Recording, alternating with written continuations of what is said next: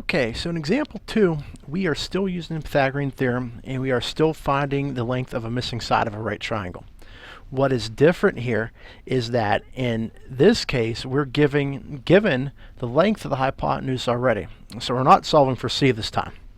And they give you a little helpful hint over here to remind you that you need to make sure that you substitute the longest side length in for c when you're doing a problem where you already know the hypotenuse.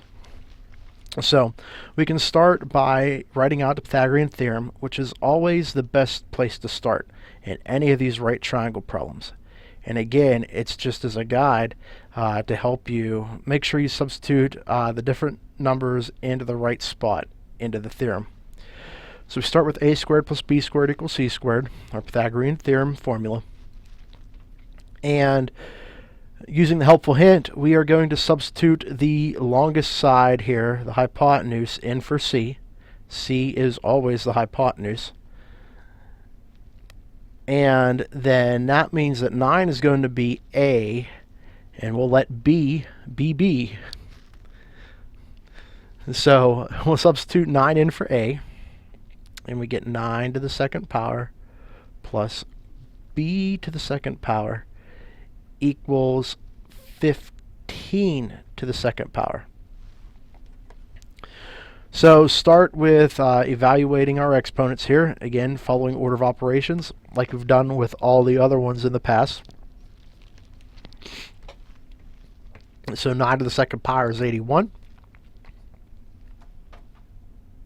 We'll leave b alone, so that's 81 plus b to the second power.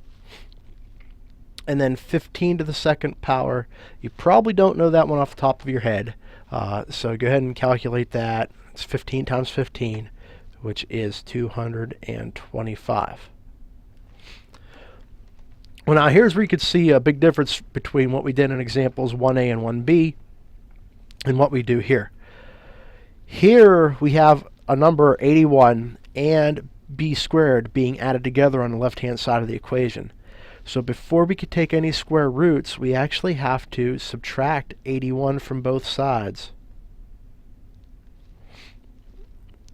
So these two 81s will cancel out and leave us with just b squared on the left.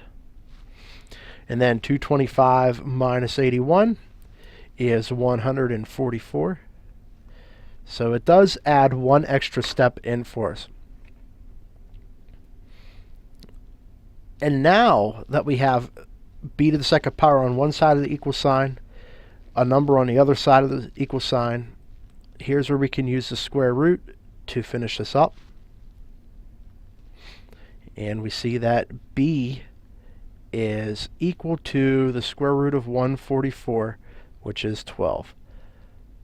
So still using the Pythagorean theorem, we are able to find the length of a missing side even when it's a leg and not the hypotenuse.